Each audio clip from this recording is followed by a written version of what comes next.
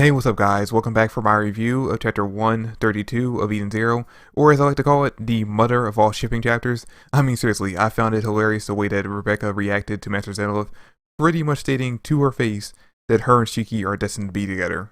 Okay, so real quick before I get into chapter 132, I do want to quickly go over my thoughts on chapter 131 because I skipped out on doing a video on that chapter. And the reason why I didn't do a video is because of the fact that after reading the chapter 3 times, I kind of realized there's really only enough information in that chapter to do like maybe a 3 to 5 minute video, and that really wasn't worth my time. So I figured I'd just basically hold off on doing a review for that chapter and just give my thoughts quickly in the beginning of this one. And pretty much my thoughts on that chapter is that the beginning of it pretty much proved that Shura is the Eden Zero universe version of Laxus. I mean, he kind of has pretty much the same type of backstory. I mean, if you think about it really, when we saw Shura in the beginning of the chapter, we got to see him basically as a kid. He's happy-go-lucky. He was enjoying life. He was happy to be training under Ziggy. And then we flash forward to him 15 years later, and we see just how much of an asshole he's become. And that's literally the same way that Laxus developed. We saw him as a kid, basically in the flashbacks with him and Makarov and how much he loved his grandpa, how much he looked up to him. And then we fast forward to him in the current day, and he was pretty much an asshole in the beginning of the series. Now, eventually, he did grow to be a good character, a strong ally, and someone everyone considered a friend and family member, but I don't see Shura going down that same route. In fact, I don't think that Shura is actually going to end up surviving this arc based on the way that Poseidon kind of read the dice in chapter 130. And I feel like Hiro's trying his hardest to get us to not like Shura, because I mean, flashback to the last arc when we first got introduced to him, the first thing we saw him do was kill off, 2 to 3 girls by using his gravity figure. And then in this chapter, he kills off the weakest member of the Ocean Six. I believe the guy's name was Reverend Saika, the robot member. He kills him off in the beginning of the chapter because of the fact that he says that he can't trust any robots on this mission because of the fact that they're going after Ziggy, pretty much the king of all robots. Which I understand. You know, it makes sense when you think back to what he did on Foresta, the fact that he was able to train or turn all the androids and robots on that planet against the humans. It makes sense. But still is very cold-blooded, and it really feels like Hiro is trying a little too hard to get us to not like this character. Now, I really did like the fact that we spent the entire rest of the chapter seeing the Eden Zero crew training with Zenith in that VR space, because 1, that seems like a cool-ass video game that I wish we could do something like that in real life, and 2, I did like the fact that Zenith was training not only Shiki, but the entirety of the crew, because I stated in, I think, a review, I hope I did in a review, or otherwise I'm going to be a liar in this video, but I remember saying to myself at least, that I want Zenith to train the entirety of the crew, not just Shiki, because if they're going to eventually go up against Ziggy and his crew, they need major power-ups, and training alone by themselves is not going to get it. They need someone to train them, and by training with Zenith, the guy that trains Ziggy himself, they could potentially end up getting a power boost big enough to actually take those characters on. Now, obviously because of the fact that Zenith says in that chapter that he only has 7 days to train them before he has to go under maintenance. Obviously, at the end of 7 days, they're going to be just strong enough to defeat the Ocean 6 members and Shura, and then once he wakes back up, he'll train them again to actually get them to the power that they need in order to fight off against Ziggy. Now, as cool as the training was, I gotta say my favorite part of that entire chapter was just seeing Klein and seeing exactly how much of her, like a 180 her character has done. I mean, seriously, she is like the most bubbly, cute character that I've ever seen Hiro draw, and I fucking love her. She's skyrocketed after that chapter to being in my top 5 characters. I would say right now is Shiki, Rebecca, Homura, probably Pino, and then Klein at number 5. Definitely one of my favorite characters right now. Definitely my favorite part of the entire chapter. Just seeing the way she was interacting with the rest of the crew. Seeing the way that Jin was interacting with the crew on top of that. And literally that's pretty much what their entire point in that chapter was kind of to firmly establish that they are full-on members of the Eden Zero crew now. Which means now we just need Laguna to kind of fully join up with them. Even though Jin would be more than happy to leave, because of the fact that Klein wants to stay with them, he's not going to go anywhere. Unless her life's put in danger to the point where he even can't protect her, then maybe he might force her to leave. But as of right now, they are staying there, they are members of the crew, even if Jin doesn't really want to be. But yeah, that's pretty much all that happened in chapter 131. That's pretty much my thoughts on it. It was a good chapter, but like I said, I kind of feel like I really wouldn't have gotten a long video, or at least like a full review out of that. So I basically saved it for the beginning of this one. Now, getting into chapter 132, the beginning of the chapter was actually really, really cool. I actually like the way that Zenith tricked everyone, including Kermit, for a split second. She even admits in the chapter that she was actually tricked for a little bit by what Zenith did in the chapter, turning himself into Ziggy and trying to trick Shiki into thinking that he was killing Rebecca right in front of him.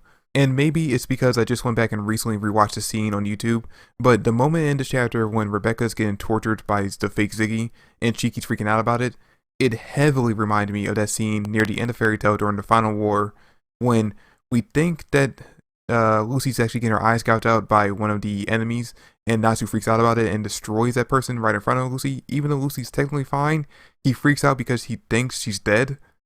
It kind of reminded me of that scene, but of course, that was just Zenilith tricking Shiki into thinking that he was torturing Rebecca right in front of him, so that he can kind of push Shiki into surpassing his limits and kind of overcoming the weakness that all Ether Gear users have, which we found out or we already knew about this, but we saw it illustrated in the last arc when Mora had them all bound up to the trees. Because their arms were bound, they couldn't use their Ether Gear abilities, and that's kind of pretty much the point of the training that he had them going under in this chapter and the last chapter, was to kind of surpass that limitation. So Shiki officially surpassed it, so now going forward for him, that's no longer going to be a problem. Now for the rest of them, it's still kind of a problem, but eventually they will end up surpassing it, I'm guessing by the end of the 7 days of training. Now, speaking of their training, Zenilith actually goes right up to Rebecca and tells her flat out that she is the weakest member among them, and that she's going to have to train the hardest in order to catch up and actually stay on par with them. And of course, she also knows this because she's the one who actually got her Ether Gear the latest out of them. Like, she just recently unlocked her abilities and started to figure them out. But what's cool about the scene is the fact that even though he says that she is the weakest member of them, and it actually does kind of piss her off a little bit, he does mention the fact that her ability is actually the most special and unique, and she possibly has the most potential out of all of them, which is actually kind of something we already kind of knew. We already knew that her ability was very unique and special because of the fact that Drac and Joe and other people seemingly want it. And the fact that she actually has the ability to reverse time or to change basically timelines, that's kind of OP ability. If she fully learns how to control it, then she is going to be a very powerful character. And you know what? I have to hand it to the way Hiro decided to write Rebecca, because it would have been very easy for him to write her as a character who, after being told by Zenilith that she's the weakest member of them, for her to basically to fall into depression and kind of like slump down and kind of like drift away from the others because of the fact that she's feeling like she's a letdown or like she's kind of holding them down. But instead of doing that, he decides to write her as a stronger character and basically say, hey, if I'm the weakest, that just means I have to try harder. And she actually immediately, while she's even in the bath, starts training up on how to basically store up more Ether power or actually use her ability for longer periods of time in order to get stronger. So, I gotta respect the fact that he's actually treating her like an actual character and not kind of a hindrance to the team. And you know what? It was actually kind of rewarding at the end of that scene when Rebecca steeled herself to actually getting stronger, that Witch of all people shows up and actually determines that she's going to be the one to personally train Rebecca on how to get stronger, and that by the end of their training, she will be able to take on the title of Witch of Time, which I cannot wait to get to see exactly how their training goes about and exactly how much stronger Rebecca ends up becoming because of it, because they are actually training in the Eden Zero Spa, which, if you don't remember, in the water of the spa, if you bathe in it, your Ether energy actually just naturally develops. So just by sitting in the water, Rebecca's powers will increase gradually, which is the reason why we often see her bathing in the spa, because of the fact that she was using the waters to increase her own power so that she could get her own Ether Gear ability. But what we find out from Witch in this chapter is that by training in the water, it will amplify the process so that her Ether Gear power will actually increase a lot faster, which actually leaves me really interested in seeing exactly what's going to come of this training, exactly like how much stronger is Rebecca going to end up being by the end of this, and is she going to have any new abilities, is she going to unlock any new powers with her Ether Gear?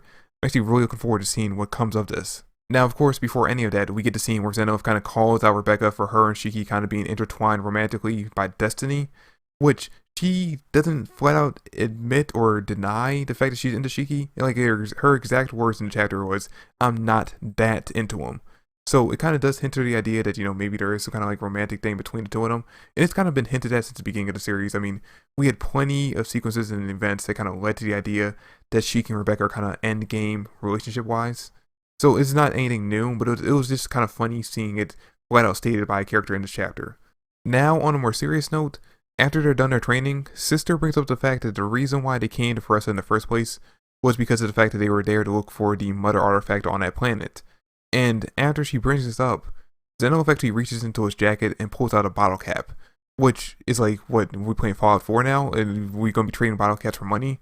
But no, he actually brings up the fact that that bottle cap that he's carrying is a Mother Artifact, and that you can literally find them anywhere on planet Foressa. And of course, after Happy and Pino basically confirm the fact that this bottle cap is actually a Mother Artifact, they all bring up the question, how is that a Mother Artifact, and how are there so many of them that you can literally find them anywhere on the planet? And this is when Zeno kind of reveals to them that the Mother artifacts aren't like these rare special things. They're just items that used to be on Mother. Like they're just items that used to exist on her body. Which leads everyone to the idea, or at least kind of the thinking that maybe there are people, because of the fact that Mother is so large, like we don't know the full scale of how tall she is, but we do know that she is gigantic. So it leads everyone to thinking that there is a possibility that Mother might be big enough that people might have at one point actually lived on her body. It actually kind of sounded weird now I said it, but you get the point I'm making. She was basically a planet in her own self. And you know what? This actually could be kind of a huge reveal, because if the idea exists now that Mother was kind of like a planet and people lived on her at one point, the question now becomes, why don't they anymore? Like, is Mother actually dead? Well, no, she can't be dead. I'm pretty sure we actually got to see her alive in the current day at some point, so she shouldn't be dead. But there has to be something going on as the reason why, if people did exist on her, if people did live on her at one point, why they don't now. So I actually kind of can't wait to see that mystery unravel itself as the series goes on. Like, maybe after this arc we'll end up finding out why people don't live on Mother anymore. But yeah, guys, that's pretty much it for this week's chapter. I can't wait to see exactly how, as the series goes on, Rebecca and Shiki's relationship kind of blooms and somehow turns romantic. Hopefully we actually get a real romantic relationship between the two of them, and not kind of like just hints towards one like we did with Natsu and Lucy. But yeah, I can't wait to see that go down. The whole mystery behind Mother, I really wonder what's going on with that. Like, did people actually live on her as a planet at one point, and why don't they anymore? And on top of that, the whole like idea of Rebecca training a witch and how she's gonna end up becoming the Witch of Time, I'm really into seeing exactly how that develops and exactly what kind of power she gets from that. But that's it for the video. Thanks for watching. I hope you enjoyed. If you did, drop me a like, subscribe to the channel. I would greatly appreciate it. Comment down below your thoughts and theories, and I will catch you guys in the next video. Peace.